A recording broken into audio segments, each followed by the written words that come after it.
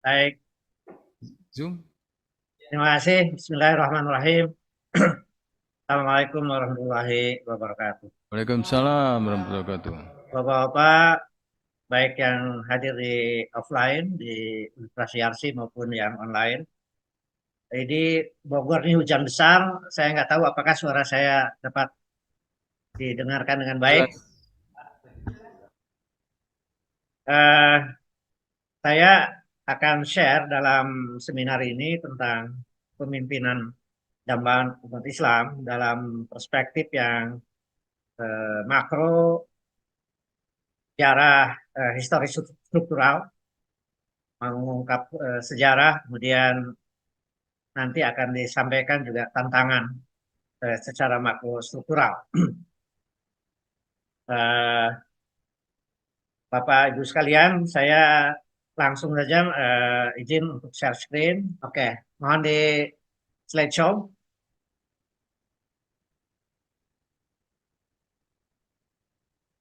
Baik, Bapak Ibu sekalian, tadi sudah sampaikan secara sangat komprehensif dari Prof. Fasid Jalal, Prof. Jajuli, Pak Prof. Fasli tadi sudah menyampaikan dalam perspektif yang sangat luas di pembahasan pemimpinan dalam teks yang modern dan diakhiri dengan eh, juga kepemimpinan dalam Islam. Sementara Pak Prof. Jajuli tadi dengan pendekatan pendidikan dan kesehatan. Saya akan menyampaikan diawali oleh sebuah surat ayat suci Al-Quran Al-Ahzab 21 bahwa Rasulullah Muhammad SAW adalah suri tauladan, satu hasanah bagi umat yang menghadapi rahmat Allah Subhanahu wa taala dan hari kiamat dan banyak menyebut nama Allah. Jadi eh, saya ingin dalam judul transformasi kepemimpinan Islam di era demokrasi ini mengutip ayat Quran ini eh, dengan juga sudah disampaikan tadi oleh Pak Fasli bahwa dalam kepemimpinan Islam ini kita sudah memperoleh satu contoh tauladan dari Rasulullah tentang empat sifat karakter kepemimpinan Rasulullah yang sudah sangat berpengaruh bukan hanya di era beliau, tapi pasca beliau, Khulafatul Rasyidin, dan bahkan sampai di dunia modern sekarang. Jadi Rasulullah membawa ajaran Islam ini bukan hanya memberikan pedoman tentang hablum minallah, ibadah mahdoh, tapi juga di dalam muamalah, termasuk dalam contoh terbaik dalam kepemimpinan. Saya akan mencoba mengeksplor di dalam perspektif sejarah dari mulai awal Rasulullah sendiri, kemudian Khulafaur Rasyidin sehingga di era modern ini dengan segala tantangannya. Slide berikut. Jadi tadi sudah dibahas juga bahwa eh, karakter kepemimpinan Rasulullah ini saya kira sudah menghasilkan juga berbagai mungkin ribuan seminar, eh, sekian banyak buku dan pembahasan ya di sejak dulu sampai hari ini bahwa karakter ini eh, sudah dijadikan sebagai satu kerangka yang proven bagi dunia yang masa lalu maupun eh, dunia modern sekarang.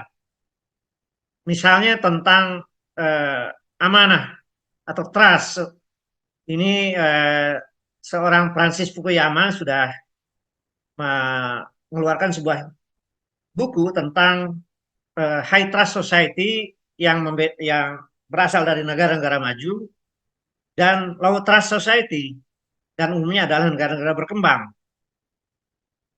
Cuman mungkin catatannya kalau dalam pembahasan misalnya happiness index menghasilkan negara seperti Finlandia sebagai prototipe eh, kebahagiaan di negara modern, tapi eh, negara seperti Bhutan telah menghasilkan satu indeks kebahagiaan yang ala negara berkembang Kalau Finlandia sebagai negara representasi modern dan sekularistik, ya, tapi Bhutan prototipe yang menghasilkan satu contoh tentang kebahagiaan ala negara berkembang dengan salah satunya adalah nilai-nilai tradisi dan agama misalnya.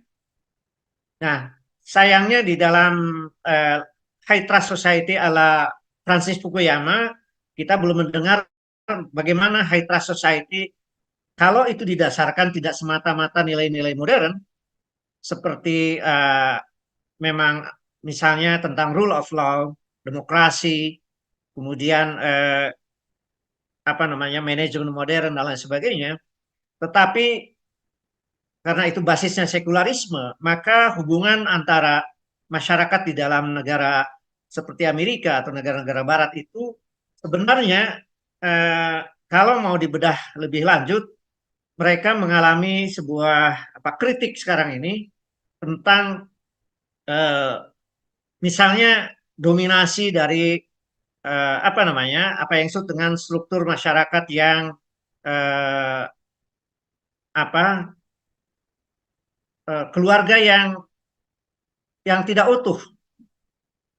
Jadi nilai keluarga telah hilang sehingga didominasi 70% menurut UNDP masyarakat Barat sekarang ini adalah eh, didominasi oleh yang disebut single parent, yaitu dominasi para ibu-ibu karena free sex misalnya sangat terutama sejak revolusi seks tahun 70-an masyarakat Barat itu sudah meninggalkan nilai suci kesucian pernikahan dan kemudian eh, banyak ibu-ibu dengan bapaknya yang mungkin telah entah kemana satu pengakuan di sebuah televisi di Eropa misalnya dia telah punya hubungan seks dengan 300 orang dan tidak mustahil sekian orang punya anak.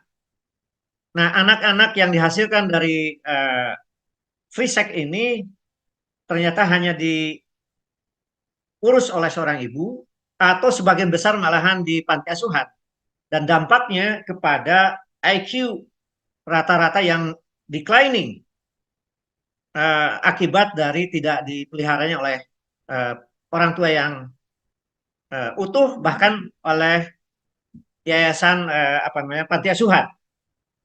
Ini salah satu contoh bahwa kita harus hati-hati mungkin di dalam apa konstruksi bagaimana kepemimpinan di era demokrasi nanti, di mana biasanya lalu referensi kita adalah hanya negara Barat, demokrasi itu, padahal eh, demokrasi itu sendiri sangat plural, dan sekarang ada pendekatan baru bahwa yang disebut dengan Asian Way.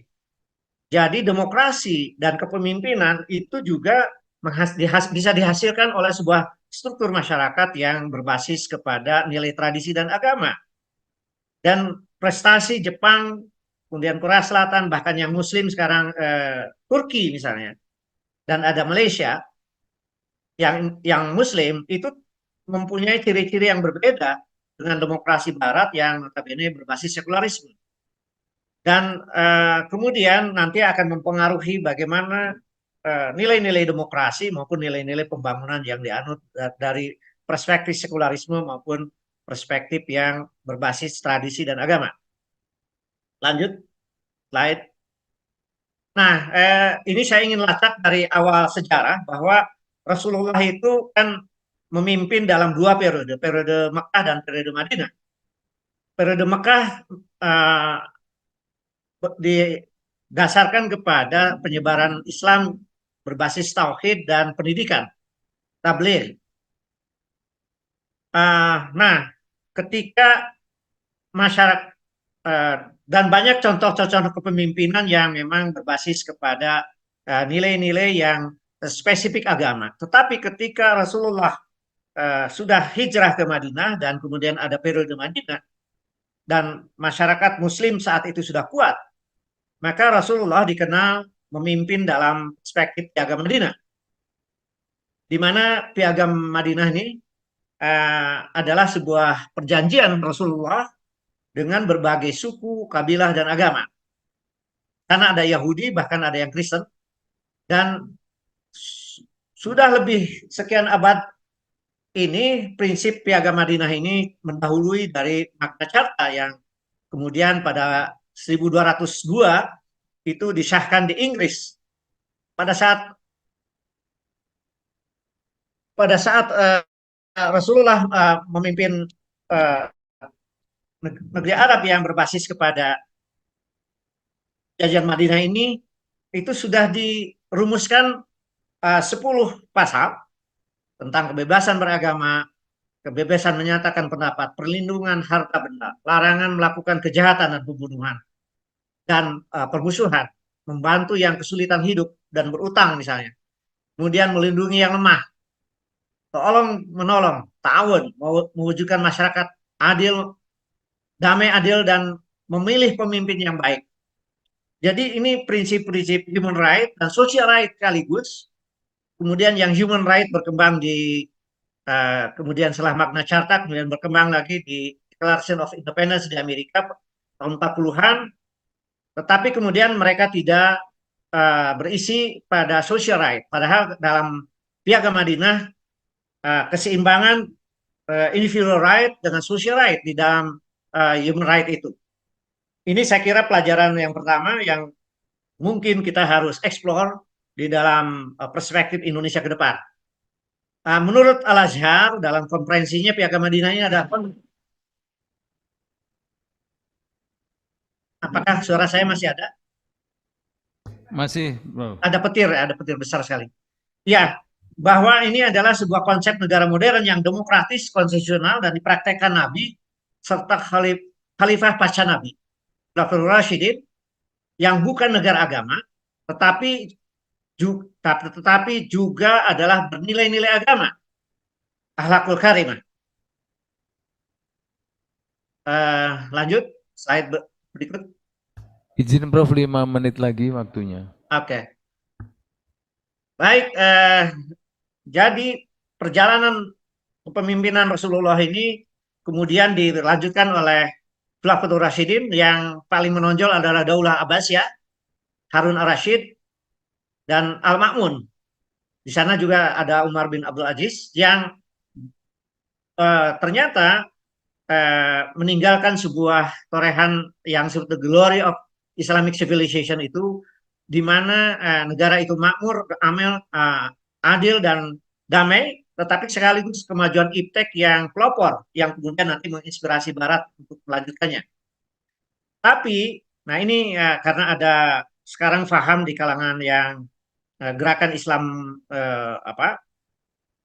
internasionalis ini, ternyata di dalam Khulafatul Rasyidin juga ada kepemimpinan Fatamiyah yang lemah, korup, dan nepotis.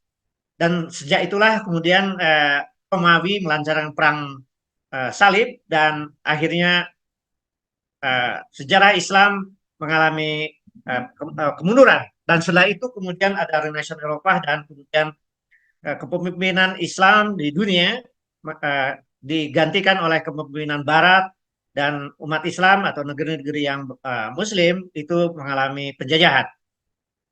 Lanjut. Nah, di Indonesia sendiri, nah ini saya ingin mengakhiri dalam 5 menit terakhir ini bahwa kita pernah mengalami kemajuan Islam yang ada di Timur Tengah itu masuk ke Indonesia lewat Sunan Giri, kemudian sunan-sunan yang lain, dan ada dua tipikal pemerintahan, yaitu yang pesisir dan daratan. Jadi yang pesisir ini yang lebih demokratis, kosmopolit, outward looking, entrepreneurship. Tapi masuknya VOC kemudian dikalahkan dengan kerjasama dengan sunan-sunan yang daratan, yang lebih agraris, yang lebih feodal, dan butuh 1 abad lebih Belanda VOC menghancurkannya, dan akhirnya kita mengalami penjajahan sejak itu, dan Indonesia kemudian mengalami keterpurukan peradabannya, dan pada saat itu ada mulai gerakan Serikat Dagang Islam, Muhammadiyah, dan NU bersama dengan kaum nasionalis dan lain-lain untuk mempelopori perebutan kemerdekaan. Masa kemerdekaan itu menonjol pemerintahan tahun 50 Muhammad Nasir untuk kembali kepada negara kesatuan Republik Indonesia karena sebelumnya negara serikat dengan mochi integralnya, kemudian menonjol PM Burhanuddin Harahap yang terkenal menurunkan korupsi di masa terhadap penyelewengan politik benteng. Kemudian masa Orba memang mengalami kemunduran umat Islam dan barulah ada Ismi muncul dan Habibie jadi presiden. Kemudian ada Gus Dur juga. Tetapi sejak itu kemudian kalangan nasionalis yang memimpin. Jadi nanti pemilu 2024 siapakah yang akan terpilih? Ini pertanyaan yang sangat menarik dalam perspektif politik di Indonesia. Kita lanjut terakhir. Nah, jadi dari sisi konsep kekuasaan kita mengalami tantangan apa yang oleh Anderson disebut sebagai Japanese apa leadership concept gitu. Bahwa hampir semua pemimpin yang tidak berbasis Islam umumnya terpengaruh oleh apa yang disebut kepemimpinan Jawa ini. Apakah itu Bung Karno yang akhirnya otoritarian, Soeharto yang otoritarian, dan terakhir ini 10 tahun terakhir ingin melanjutkan otoritarianisme baru. Dan saya telah menulisnya, ini adalah sebuah tantangan di mana kekuasaan itu merasa itu adalah dari atas, wangsit, dan tidak perlu dipertanggungjawabkan kepada rakyat, dan kemudian sangat otoritarian dan sangat anti demokrasi yang kita kenal sekarang. Lanjut. Nah, implikasi politiknya banyak. Selalu ingin mempertahankan kekuasaan dan kemudian ingin kemudian seperti ide 3 periode dan lain sebagainya. Dan tidak membuka kepada gagasan yang plural. Kecenderungan terhadap politik pembangunan ekonomi yang bersifat teknokratis semata dan kemudian sangat sentralistik dan kemudian otoritarian tadi. Lanjut.